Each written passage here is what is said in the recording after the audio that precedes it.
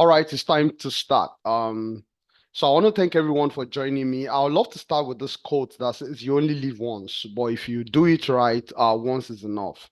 Every time I see this quote, it brings me to the question and the reality that this life is once. You probably won't have a second shot at it, and because there's no second shot at it, then you have to make this once count. It has to count. And it has to count for a transformational impact. You don't just want to hang on with life until the day of death. And that is so dear and near to my heart. And that's one of the critical passion that drives us doing this monthly webinar series. And the goal is to ensure that as many would listen today and probably also listen online subsequently many years later, you will be able to incorporate the ideals or the standards you will learn from this training today and be able to use it to drive great changes. The most important thing about life, if you have evaluated life efficiently, is to reduce human suffering. You want to leave the world a better place than you met it. You want improvements. You want some innovations that would disrupt the way of thinking of man.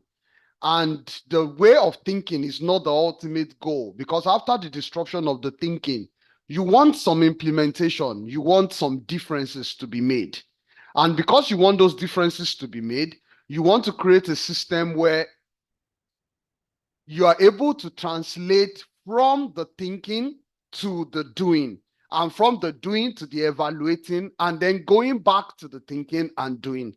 Now, I want us to know that ultimately what we do is based on choices. However, Martin believes that anyone can achieve their fullest potential. Who we are might have been predetermined, but the path we follow is always of our own choosing. We should never allow our fears or the expectation of others to set the frontiers of our destiny. I want to challenge you today and also introduce to you that your destiny, though, cannot be changed, but it can be challenged. It can be challenged because of the ways of your own choosing.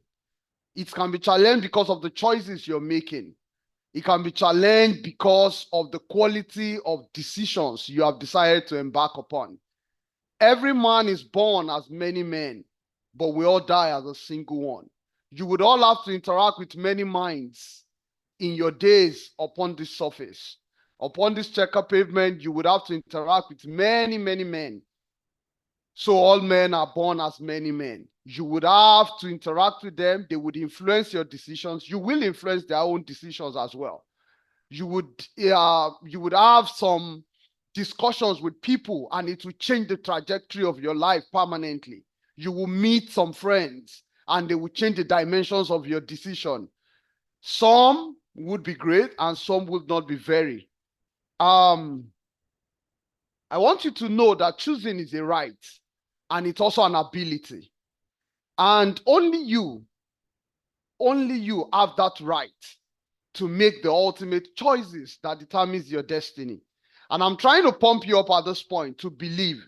I'm not only pump actually, because there are some times where your choices are being influenced.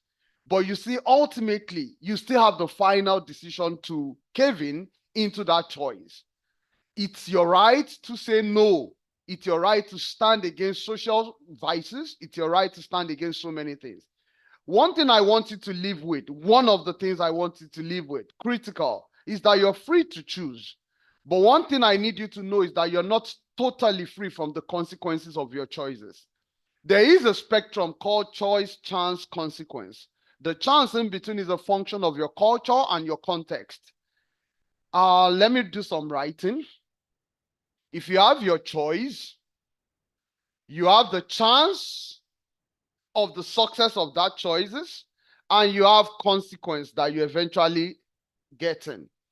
I once had a friend, 5 of them were not so much of a good student while they were in their high school.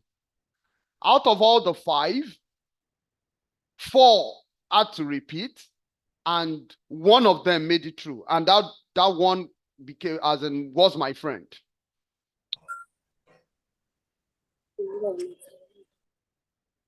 The critical thing that I want you to know about choice, chance, and the consequences of the choices you're making is that two of you can make the same exact choice at the same time in your life. But the consequences of the choices both of you are making will probably not be exactly the same thing. And why I need you to pay attention to this is that we all live in a different context.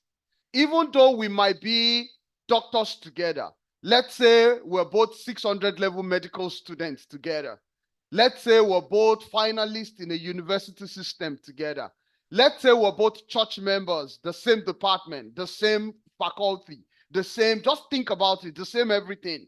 We're both male, we're both same age. In fact, maybe same birthday, perchance. But one thing I need you to know today, if you have not paid attention to it, is that we don't live in the same context.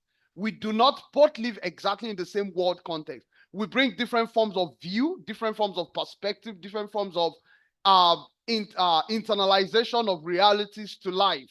And because of that, even though we are free to make choices, even though we're free to choose, the consequences of those choices do not appear exactly the same. And hence, people can give you the same example like, but I saw this person made these wrong choices, but still end up his life well.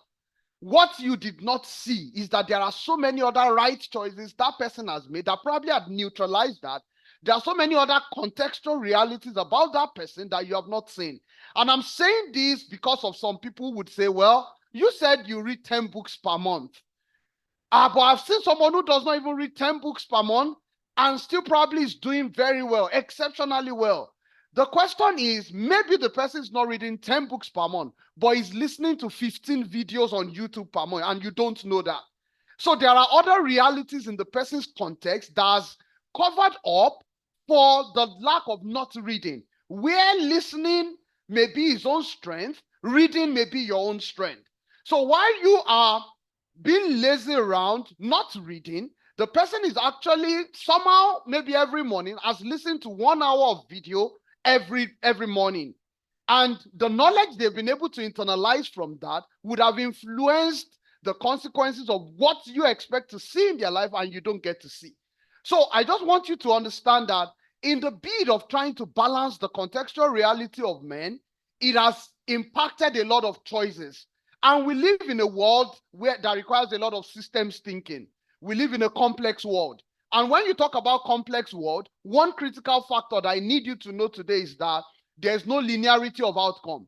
That is why you could have a president who would make a policy change today, and the impact of his policy change will be destroying communities 10 years later. There is no way you can practically link what the decision of the president is 10 years ago or was 10 years ago and the consequences that is destroying a nation today. And because you're not able to link that choice directly with the consequence, then it becomes a complex reality for every one of us to grapple with. Grappling with that is why so many of us feels the concept of decision making or choices are really not a significant bit of our life. But I want you to know today that despite the contextual changes and the cultural influence that you probably have on most of your decisions, there is still a direct relationship between the choices you make, the integration of those choices, and the ultimate impact that you have in your life. And so please go ahead with me. There's something called the butterfly effect or the domino effect. And I please want you to listen at this point. It's a proverb that explains how seemingly small or insignificant choices or action that we take in our lives can have a far-reaching and profound consequences on us. You see, they say for the want of a nail, the shoe was lost. For the want of a shoe, the horse was lost. For the want of a horse, the rider was lost. For the want of a rider, the message was lost. For the want of a message, the battle was lost. For the want of a battle, the kingdom was lost. I need you to know that for the want, because you have prioritized having a person in your life, just a friend in your life, you could lose the whole of your life. And for the fact that you prioritize having a friend in your life, you could also gain the whole of your life. It's called the butterfly effect. It was a proverb that was used by the sitting American president when he was explaining the impact of a poor supply chain system in the American economy. And in the White House press briefing in February 2021, it was explained that for the want of a nail, the shoe can be lost. For the want of a shoe, the horse can be lost, and so on until the kingdom was lost. You do not want similarly insignificant decision or consequences of not opening yourself to excellent learning, not opening yourself to rational analysis, not opening your mind to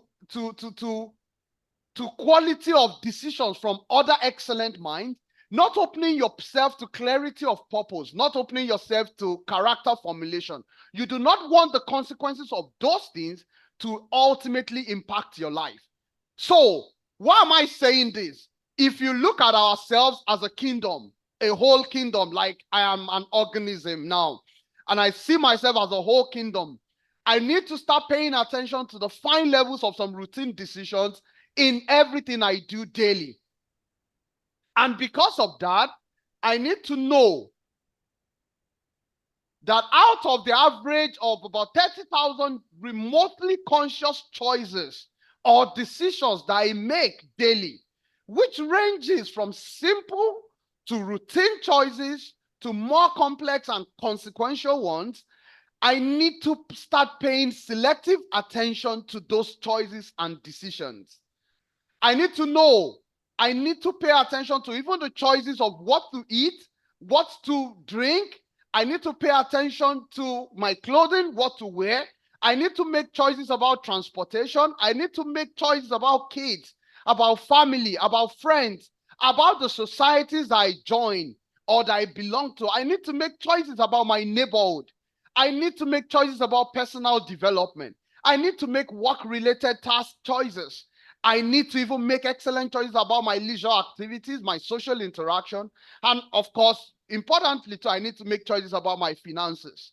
These are crucial choices that we really need to start paying selective attention to. And please, go with me as you enjoy this conversation that we're having this morning. I need you to know that choices have led to life and to death. And when I mean death, a lot of times it's not the fact that the person died physically.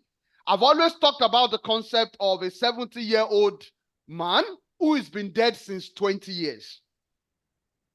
So he had lived 50 years of his life without altering any or making any life-changing decisions. When life has been zapped away, when energy with intelligence, with integrity, with intentionality of action has been zapped away from a person, the person stops failing to challenge the status quo. Hence, the person becomes a socialized mind. I would explain that going forward. So when I say choices have led to life and to death, I don't even mean immediate death, like the immediate destruction of the physical reality of the person. But one thing you must know is that if every year you have not altered a single thing, you have not made any life-changing, significant choices, you have not done something that would make you say, wow, I conquered something. If every year you have not achieved that, then you need to question the quality of life that it's in you currently. You don't want to be that 60, 70-year-old man who's been dead for 40 years and assumed that he has lived a long life. No, he hasn't. Some died at 33 and they have lived well. And some died at 83 and they did not live so well. So ultimately, kingdoms become prosperous. And kingdoms or generations are destroyed because of the choices of one man. Choices are necessary for decision. I want you to get the integration, because these decisions affect our destinies. I want you to know that your destiny is not outrightly cast in stone. The choices you make today makes your future, alters. So our future is still in the fluid state. It keeps changing based on the choices we make per second. Hence, very soon I would explain why it is not what we do today that actually determines tomorrow. It's actually tomorrow that we can perceive that determines what we're doing today. In every single thing you do, you're choosing a direction for your life. So, I've once met a man who told me that, okay, so what's now the place of God in this whole thing? And he said, okay, you said God knows my tomorrow. Yeah, he knows my future. Yes. absolute in wisdom.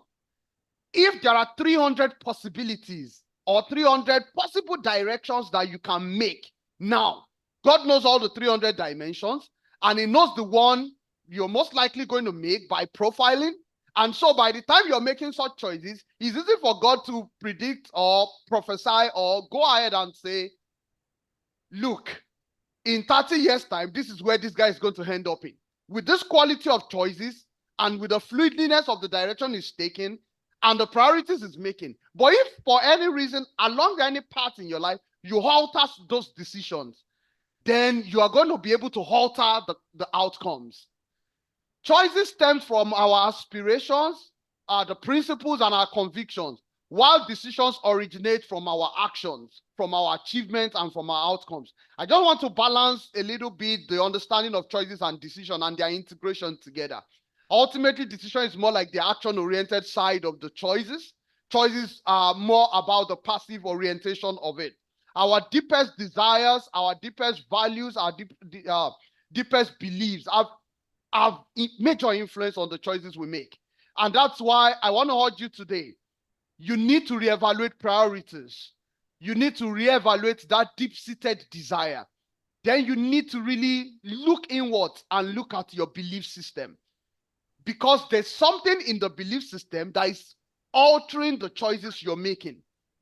And, hey, can we go on mute, please? There's something in the belief system that is actually altering the choices we're making. This choice in turn leads to action. It leads to performance. It leads to outcomes we experience. I told my wife a couple of days ago that if you find anyone in a system who the system is actually energetic, it's a system that is driven by action, and you find a scenario where the person is actually not active or alive to things, then you need to ask some questions. And now, these are the key questions to ask. What's the person's priority? What's their desire? What do they value as supremely important at that time? What belief system is regulating who they are? Why they are making those choices? Because ultimately, you will find the reason why we all land where we landed.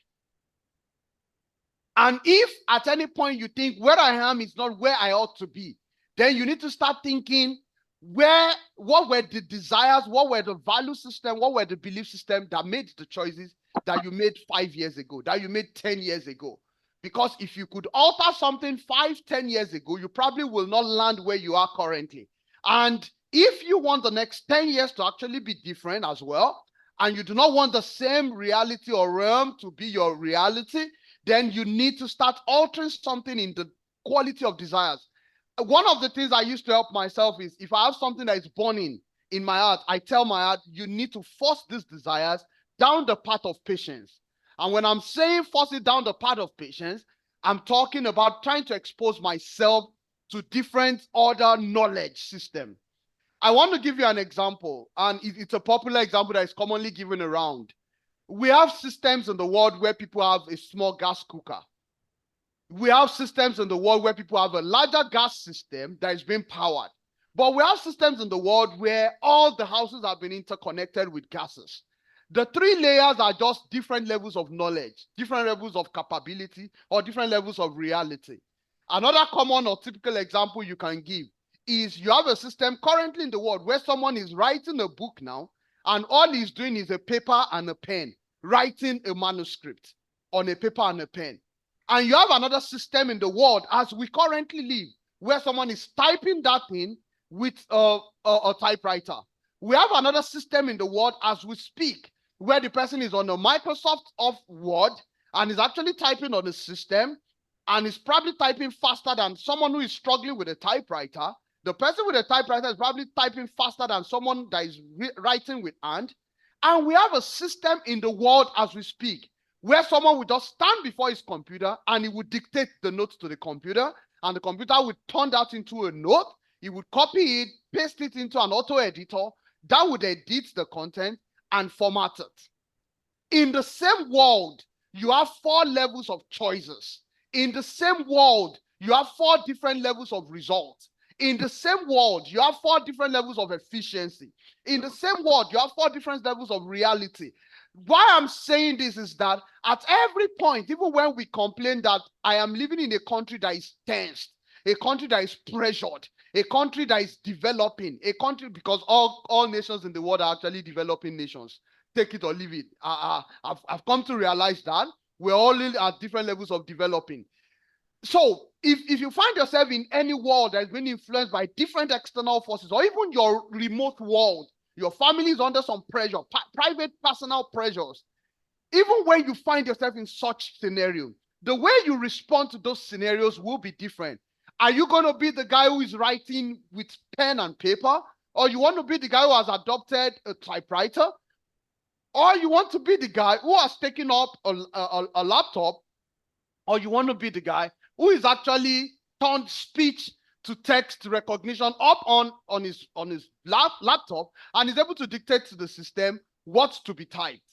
And so at these different levels of reality, you see different intentionality, different energy level, different cost saving, different time saving, different quality of result, and ultimately different quality of impact to their world. And so please go with me in line of this thinking of these 4 levels of people and the quality of result. This power of perception, your power to perceive things, to see things differently, your power to interpret realities in a different way, your power to change the perspective of things, that even when I'm under a pressed circumstance, like I remember days when everything on me, and permit me, I'll use Naira, then was just 10 Naira. And I kept telling myself, I'm a multi-millionaire. I remember days when even in the United States, when things didn't go the way I expected, and I still told myself the complete opposite of what was happening. So I want you to know that the quality of perception that you give to yourself, how well you've sharpened your interpretation of reality, instead of saying the thing is tough, you can say, I'm going through a process that's going to turn me to a better person. I'm going through a process that is strengthening me. I'm going through a process that is preparing me for the next level. Instead of agreeing with the reality that is not supposed to be, you can actually change the dimension of that reality, because you have the capacity to change the perspective. And ultimately, if you notice those who do this, it gives them the opportunities for growth, and it's a very excellent way to turn adversity as a catalyst for driving strength. You will need focus, you will need strength, you will need consistency, you will need maturity on the journey to transformation. But one thing I want you to know is that today does not absolutely determine tomorrow, because the future is not owned by default. So stop thinking that tomorrow is just cast in stone. If God says I will be in Australia by 2027, I will just be there by one rule of thumb or something. It is the imagery or the video of your today playing in your mind based on your identity that determines your choices and your decisions today. And trust me, from insignificant to transformational decisions, every move we make, big or small, shapes the fabric of our existence. All human experience is a continuous navigation. So you're attending this program today, it's a form of navigation, and it's something that is going to alter a little bit in the dimension of your life. It's going to alter the quality of your choices going forward after this moment. It's going to determine if you react positively to something you've always loved before. So what you're simply doing is you're going through a 1-hour gym class currently. That gym class is supposed to cause the muscles of our brain, of our mind, to become strengthened the more. It's going to add some ounce of cementing to the quality of strength of character, of discipline that we've embraced before. This is going to help us to drive strength. This is going to drive some opportunities in us. This is going to create some new way of seeing, of thinking, of analyzing things. And just like the scenario of the guy writing with hand, and the one typing with a typewriter, and the one using a laptop, I want you to know that every day you wake up, out of those 30,000 choices you would make on the average, there are what we call rocks on daily basis. There are what we call stones, and there are what we call sands. Every time you make choices, there are choices that are rocks, there are choices that are stones, and there are choices that are sands. And you need to pay selective attention to this. I am a student of chemistry, and I know that if a particle can contain, if a substance can contain as many as 6.02 times 10 raised to power, I think 21 or 23 particles, you call it a mole of that particle, of that substance. If you look at this, you probably don't see so much of the rocks, as many as you would see the stones. And you probably don't see as many of the stones as you will see so much of the sand. You want to know or decide what you fill your life with. We have our time on earth. And I want you to know that the quality of the rocks, the stones, and the sands that you would have in your life will be based rationally on these 5 crucial things. And please, if you've not been listening ever, this is a crucial point. And if you're just joining, this is an excellent point to join. If you would love to write those 5 things down and start analyzing it based on another set of 5 to 6 things that I will show you later, if you can integrate these 2 together, you would see the quality of results that will start emanating. The first thing is the quality of learning you're exposing your mind to daily. And that's why you will not be able to turn so many things around if the quality of the learning is weak. And I want to urge you, you don't want to run on common sense. You don't want to run on the routine knowledge in your environment. You want to yearn and aspire for something bigger, for something greater. You want to open up yourself to another level of understanding.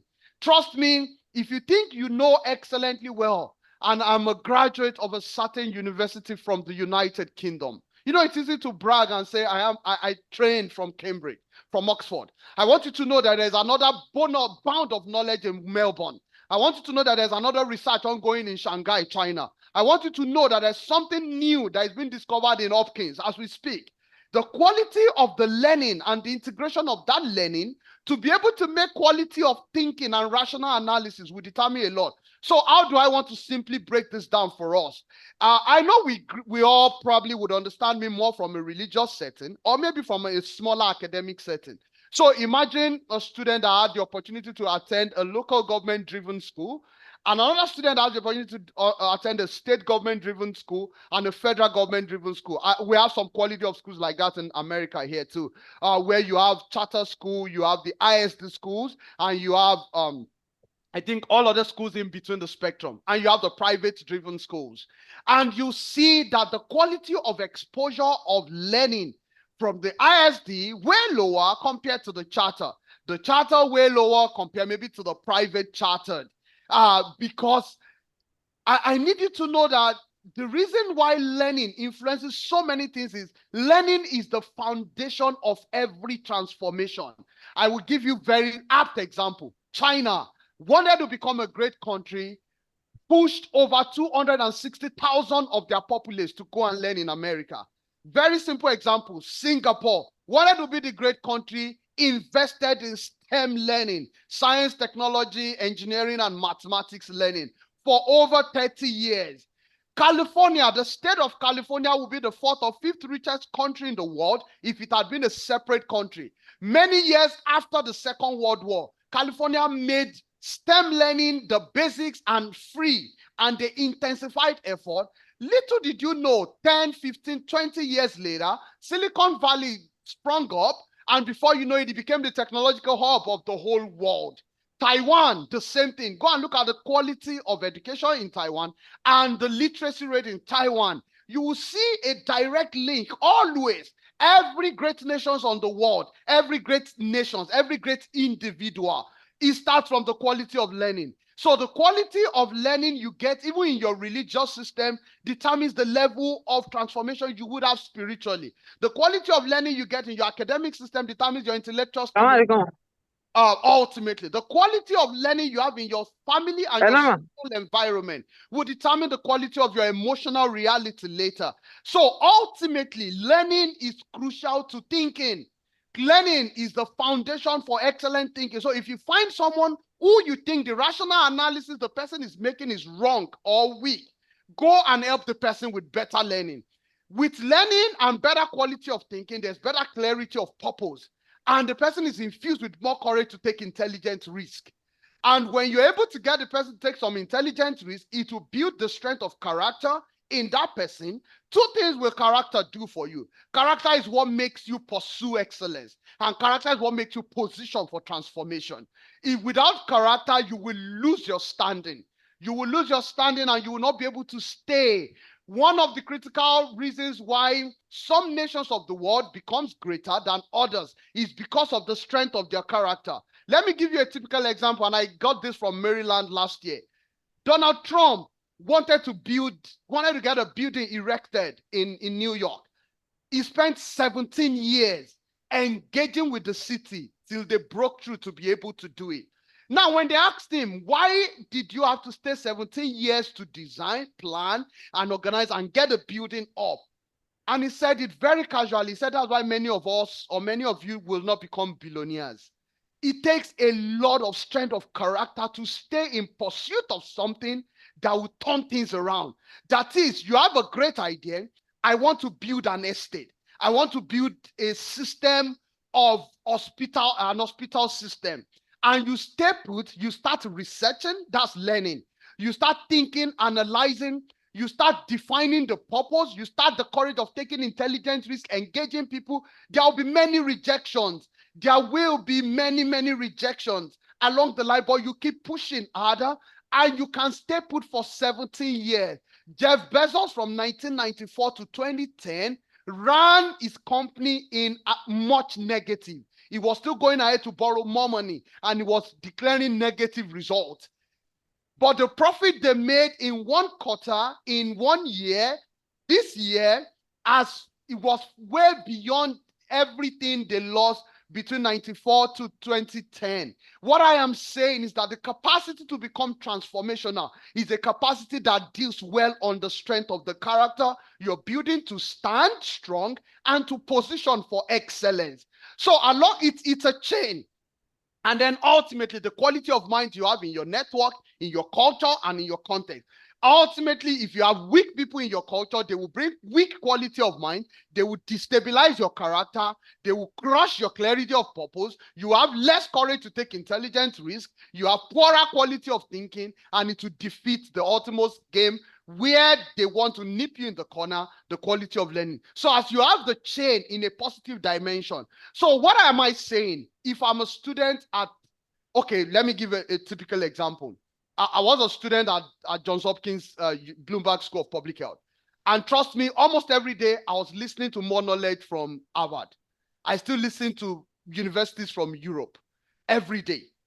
Why am I getting more learning? Because I know Hopkins, one of the top school, but it's still not absolute in learning. So I still garner more knowledge from other lecturers. That's where I discovered the best man in strategy in the whole world, Michael Porter.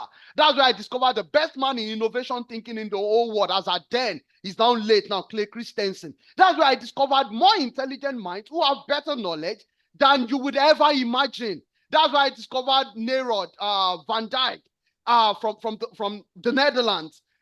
Very exceptional guy in terms of learning. So what am I saying? You will not only depend on the learning in your immediate environment. You would have to reach out. You would have to learn from books. You would have to learn from, you have a great resource on YouTube now. So I would love you need to make learning your friend. When you make learning your friend, in a matter of time, it would alter the way you think. That's the chain. It will alter the way you think.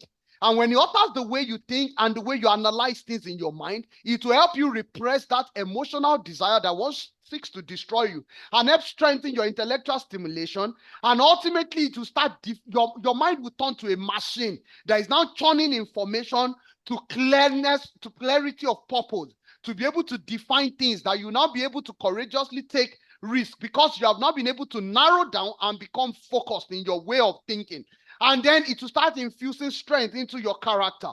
You will now know why you need to stay, why you need to keep pursuing excellence, why you need to keep doing something. The reason why you cross easily is because the quality of your learning is low.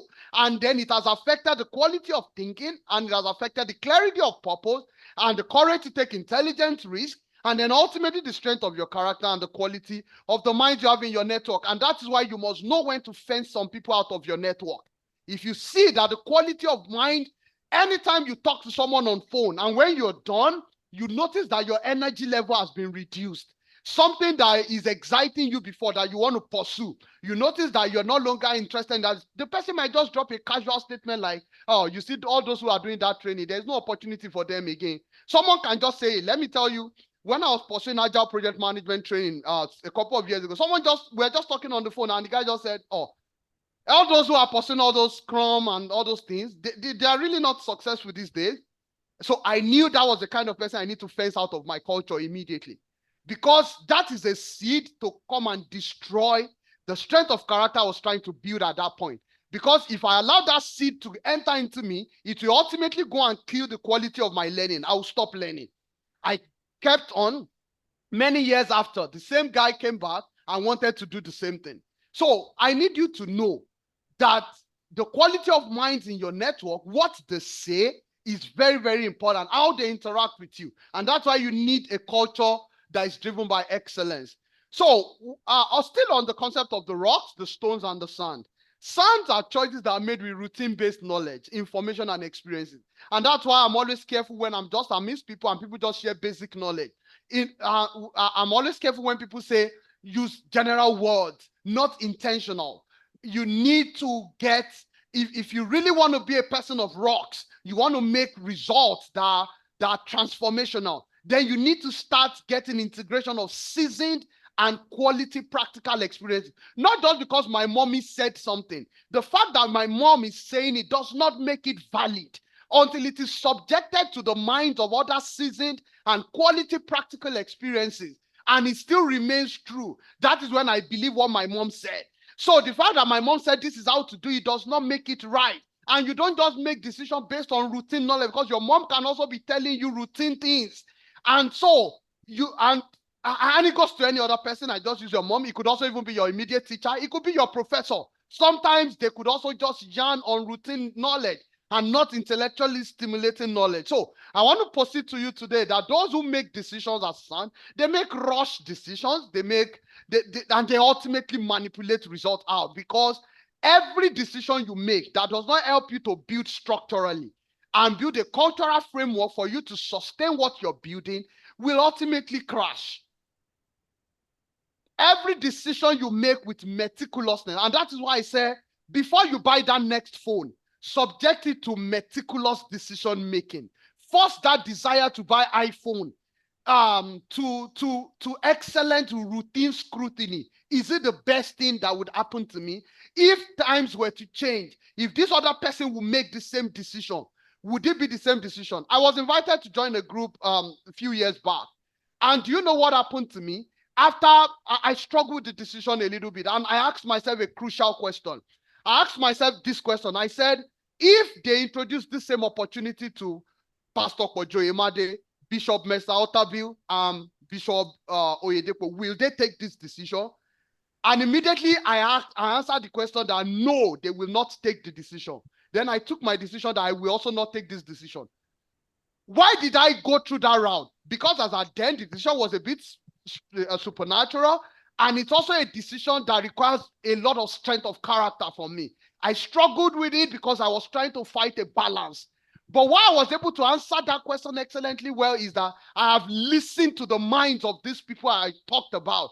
And because I've listened well to their mind, and I've understood the seasoning of the practical experiences and the soundness of their judgment and how they do things, I have understood that analytically, these people that are 40 years, 20, 30 years ahead of me, they have made some seasoned decisions that have changed the quality of their life. So because of that, I have subjected my own small decision at my level to something that is more rigorous and decades ahead of me. And because I now know that the quality of choices those guys will make at that level will be far superior, definitely I should also not make something substandard at my level if I'm interested in greatness. So because I am interested in greatness, I decide to make a very tough call. And I rejected the social pressure, the shaming, the naming, the blaming, and I stood my ground on character basis. And I did what I believe is right in terms of quality of results, quality of experiences. And let me tell you, when you make such decisions, you may run into cancel culture. They may cancel you in societies. But once you're sure that the decision you're making is a rock decision, once you're sure that you're building or based on a structure and a sound culture for transforming the process, the people and the outcomes, then your life would be better for it. For our time's sake, I need to start moving pretty fast now. I want you to know that there are 3 categories of people you will always find in your environment, and please pay attention to them. If you don't pay attention to these, that's the 5th layer that I told you, the quality of minds in your environment would impact the quality of choices you're making. You see, you have people in your environment who are conforming minds. You don't want to have so many of those people in your environment that are in their zone of comfort. They are not ready to leap. They are not ready to push. They are not ready to fight for success. You have the next level who are evolving. Evolvers are more of efficiency-driven people. They are on the pathway. They've embraced some discipline. The people you want to have in your network and that you would want to cherish their decisions the most are transformers. I just mentioned 3 examples of guys who are really transforming their world, and I said I leverage their thinking to be able to even make decisions for myself at a smaller level. And one thing I've understood over time with transforming minds there are people who pursue competence. I want to urge you today, if it is one thing you want to choose, if it is content writing you want to pick as an example, sit down with it and become a competent person in it. If it's and build a solid character around that system, be a person of compassion, understand the power of consistency, and courageously pursue after what you need to do. Because ultimately, life is a complex interacting ecosystem. And in that ecosystem, because it's a complex system, you would have to do a lot of design thinking, design planning. And in your thinking and planning, I would urge you to think with frameworks, think in concepts, think in frameworks. It will really help you to be able to visualize what you're doing. And that's why whenever you write a literature review in research, they tell you what's the conceptual framework that all your argument is going to be based upon, because they want to be sure you're able to visualize what you're saying or how you're thinking. And that's why before you build a house, you want architectural plan. Before we design a large integrated digital solution, we come up with an architectural diagram of how the flows will be, what will be the interaction point, what's being exposed to what, how will data flow, what will be the internalization, what is ingested, what would be extracted, what will be transformed, what will be loaded. So ultimately, you have continuous interaction, learning, you have listening to instructions, you have a lot of revelations as you go. Because the more you subject yourself to this practical journey of transformation, you will start seeing that life will move you away from being a conformer to being an evolver. And before you know it, you start transforming your society. In the bid of transforming your society, if you're not careful, if you have too many conforming minds around you, they can drop you down. They can bring down your energy.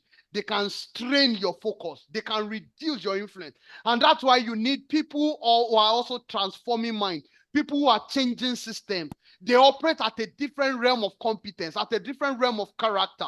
They operate at a different realm of compassion, different realm of consistency, and different realm of courage.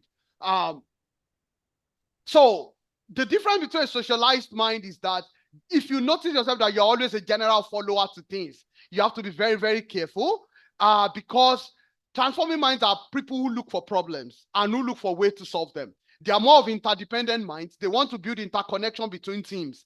But if you notice yourself that in any society, when they say there are problems, you just look away. When they say something is falling out, you just look away. You want to dodge. You're not problem solving in your thinking. You're not trying to build independence. You're someone who just wants to rely on people. They did not help me. It's because my brothers did not help me. It's because my parent did not help me. It's because they did not pay something. If you find yourself saying those statements, it just defines that you're a socialized mind. A self-authoring and a self-transforming mind seeks to be independent, seeks to build systems that will help themselves, seeks to be interdependent by connecting with other integrated minds and become better. So there should be no point, if you think you want to be a transforming mind, where the choices you will make will be choices waiting for people to come and help you, or waiting for people's expectation to define what you will do, or trying to prioritize urgent things above non-urgent things, or who is interested in more noise. You're loyal to traditions, to custom, to beliefs, to religious rules. This is how we do it. This is what we should do. Or you love just cuddling around people more than taking the intelligent risk. more than finding capacity for focus and superior thinking, more than asking in that environment that what is of superior thinking in this environment. At every point where I find myself in an environment, what I question is this the best of thinking? Is this the best of learning and thinking? Is this the best of knowledge and analysis that is available in this realm? Once I notice that that is not the best, then I start questioning for more. I start asking for more. And when you question like that, you will start prioritizing what is important ahead of what is urgent. You will start seeking for more signals ahead of noise. You will start celebrating principle, and you will start asking for a higher order of thinking. And before you know it, your goal will be more of improvement, innovations, and transformation. You see, I can't overemphasize the reason why you need to be more meticulous. I intentionally put this graphical picture. I hope you can see it, please. I hope you can see. I know it's a bit tiny, but please, I hope you can see clearly. If you notice the first three things that determines greatness. Look at the last part to my right now, where it says quality of impact. The quality of impact you're generating today is a function of the quality of learning you started with, the quality of thinking, and the strength of your character, courage, and the clarity of your purpose. If you want the impact you're making in the world today to change, please go back and check the quality of your knowledge. Now, when I say learning, there is the technical bit of knowledge, and there's the leadership, which is called the adaptive bit of knowledge. It has been found over time that as much as we need the integral of the two, the adaptive form of the knowledge has found its superiority over the technical excellence.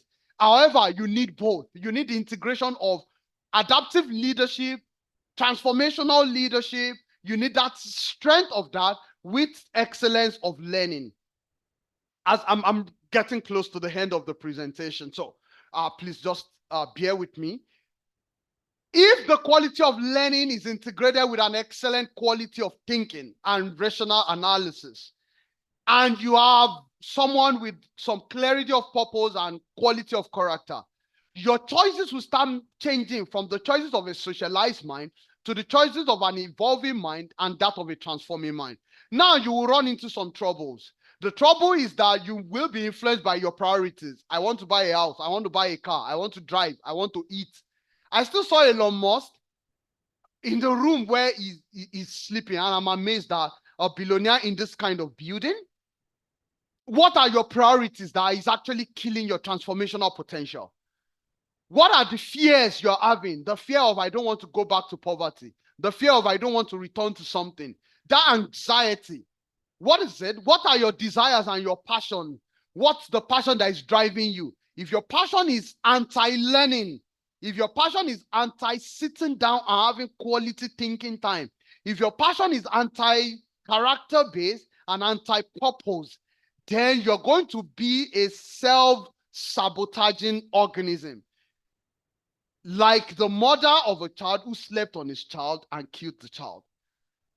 Because you can actually birth an idea, but if your priorities are wrong, if your fears and your desires are wrong, you would become someone who easily destroys, easy destructibility. You have to be someone who stands your ground and faces something and prevents destruction of ideas. And more importantly, the quality of your words will be different. You should not ever be found to say negatives or things that will withdraw energy from your heart. You will be someone open to integration and collaboration, and you will be someone who is resilient. You will be very, very agile and resilient.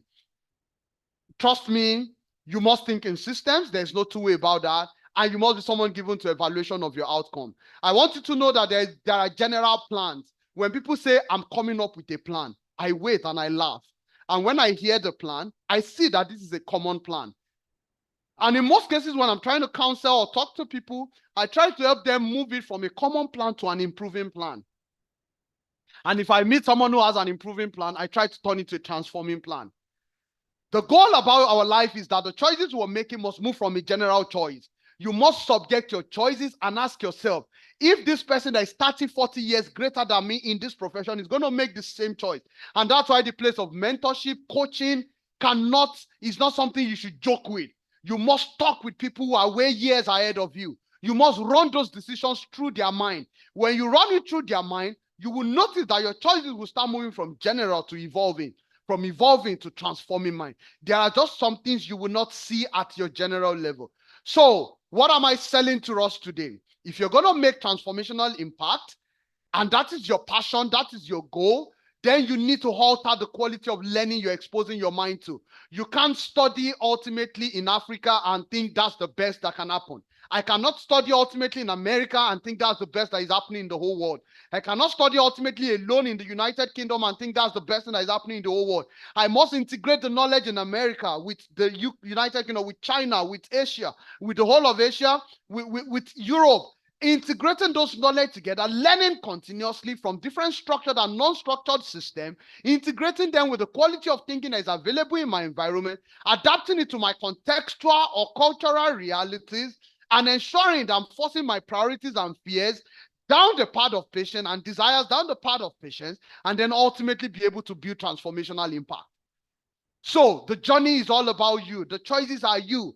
You've made so many choices. Some are routine. Some are transformational. And those are rocks. And you need to make them with rocky strength. So transformation requires a rapid change and integration in the quality of your learning, thinking, clarity, character, and quality of mind. So you have lost the right to think within your just local context. You have lost the right to think even medium term now. You must plan things that are 16, 20, 27, 30, 32 years ahead of you. You must talk, see, think that way. You must, when I go to events, I see people run around. When I go into a research lab, I also see people run around. But one thing I've learned to differentiate is that in a research lab, what I see is not the movement of the people, it's the movement of their ideas and their visions. But what I see in ceremonies, especially African contextual ceremony, is movement of people. No idea, no vision. And that's why it becomes a dangerous place to always go to. So always go to places where there are movement of ideas and vision in that area, where people share their vision, share their idea, share contextual things that is driving, pushing them forward. Don't avoid those places. So you now have to think about greatness. You now have to think about transformation, not just changes. And more importantly, your ideal for life should be about your legacy. I'm having a baton that was handed to me at birth. I'm carrying this baton, I'm building up on it. I must hand over a bigger and a next greater baton. If you think about that, the quality of wife and husband you will settle for will be different. In fact, the quality of ideal thinking of a family that you would choose to make will be different. The quality of association of people in your society will be different. It might even influence you changing a neighborhood. Maybe you'd have to jump from a neighborhood that is a bit backward to another neighborhood that is filled with some intelligent minds. It will change the quality of gist that you participate in. Do you know it will change the quality of programs you will even see on your TV, on Netflix, or on your phone, or anywhere? It will change the quality because your legacy is.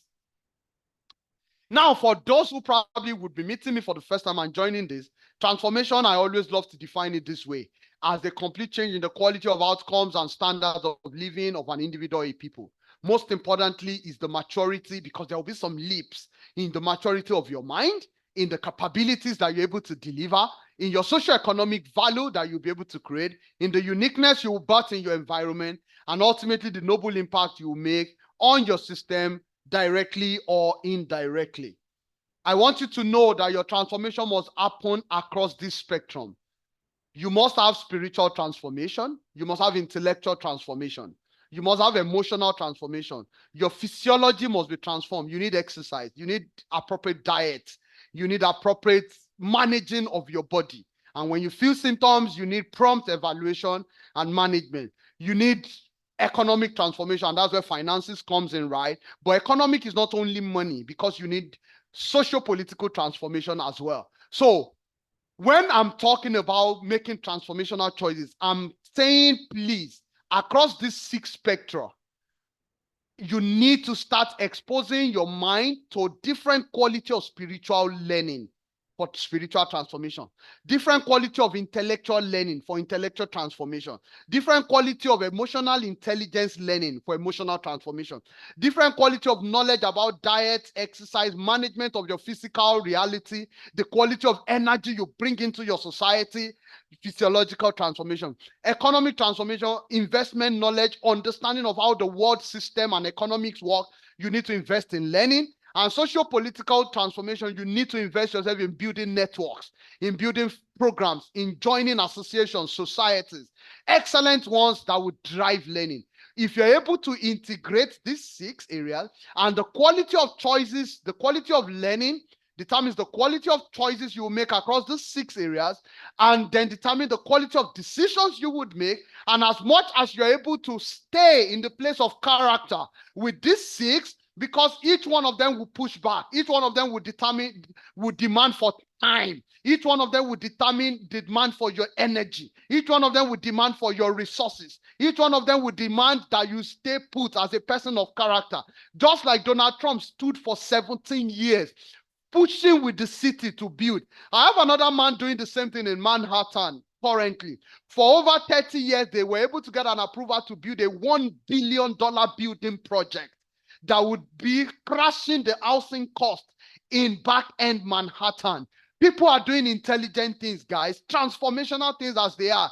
But because they have built over time spiritual transformation, intellectual transformation, emotional transformation, they have learned to deal with their emotions and understand that life is not about them. It's not about what to eat and what to drink primarily for you. It's about changing the world, reducing human suffering, improving the quality of the life you're going to leave behind.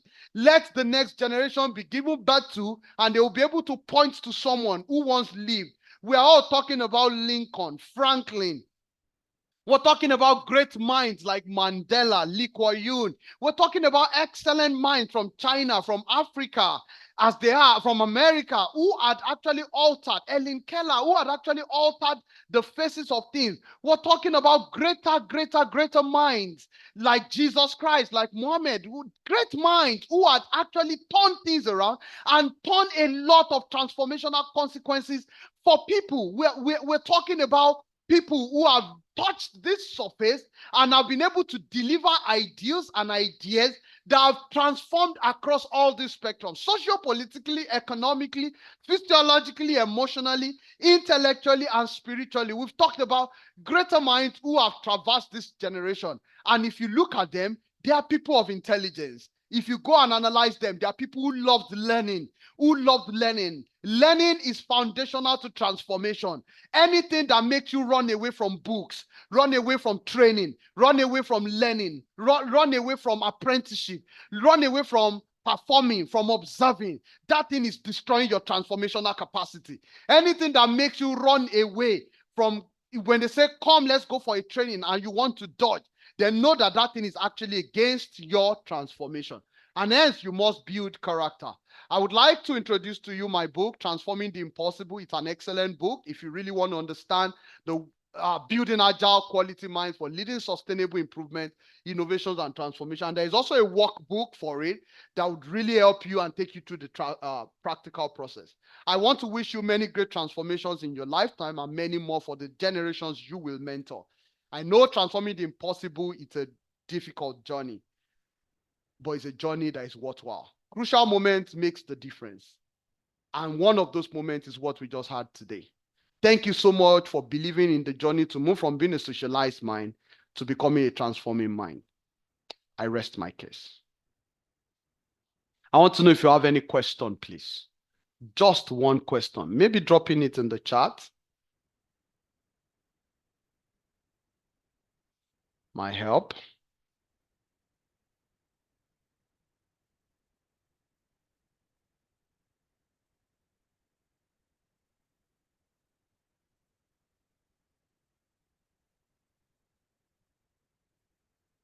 Can we change choices already made in sound to rock choices, considering we have already set things in place?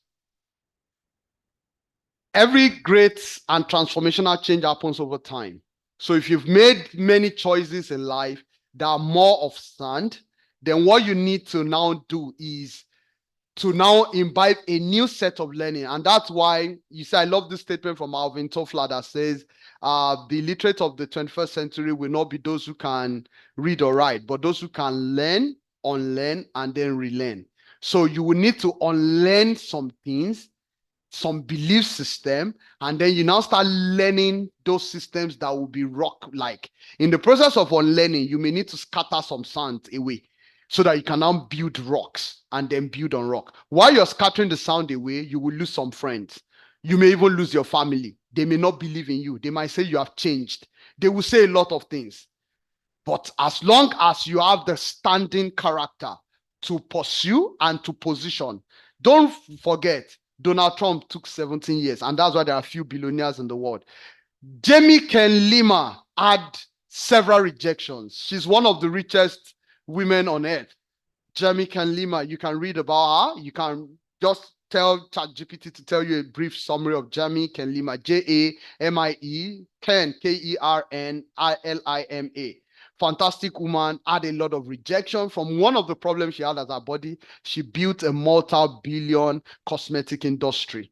And she's someone you want to read about, but it's also a place of stamina, that character to stand, even when things don't go the way you want.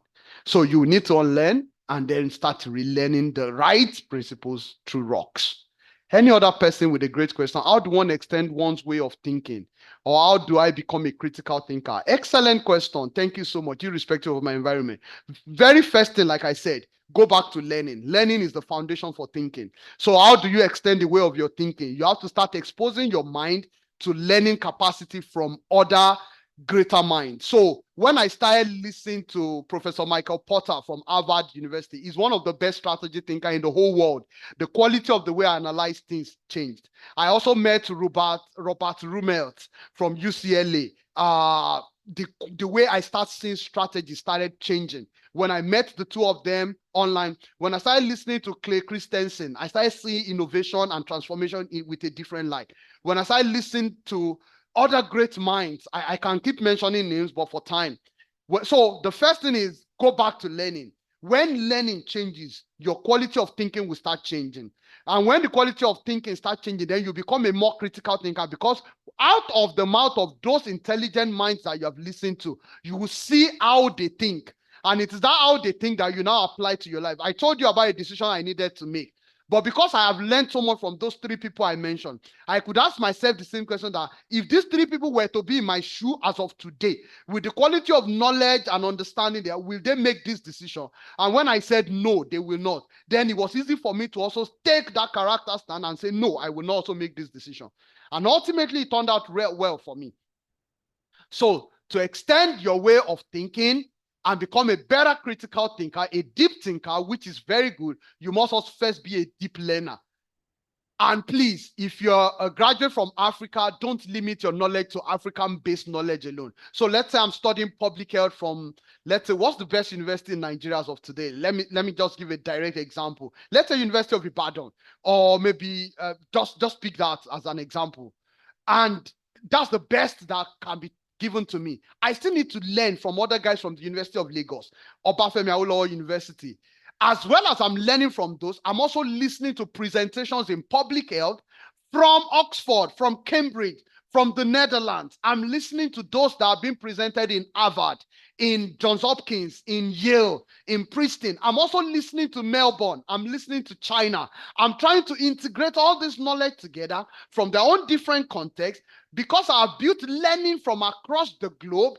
I am no longer a local thinker who just graduated from University of Ibadan. If I speak, people will know that this is not only Ibadan speaking. They will know that there is a Yale talking from my mind. They will know that there is a Harvard, there is an Oxford. And that is how you can actually turn things around significantly for yourself. And before you know it, when you become a deep thinker, your analytic skill will become better. And there are some things you will auto-reject naturally. And people will be like, and that's where you start losing friends, because some friends that you're working with before, they will now start seeing that the way you analyze things is different, and they start dropping. And you now start making newer friends who will be deeper thinkers, higher than you. And by the time you start making deeper friends higher than you, the people who used to be in your family will start saying you have changed. And they will want to emotionally blackmail you. That's where your character must come to stand. and stand against their emotional vials that wants to hold you down. They will tell you reasons why you should not do PhD. They will tell you reasons why you should not pursue that fellowship. They will tell you reasons why you should not pursue that training. Because what they are scared of is because you are getting far better than them. It's not because PhD is not the best thing for you. And that's why you have to be careful when people say it's not compulsory you do those things. Just reanalyze the life of the person. You will see the reason why the person is not doing it. And you don't listen to that. Fence that person off. Don't inform that person about that decision again and pursue after that thing. If along the line the person finds out, let them enjoy it.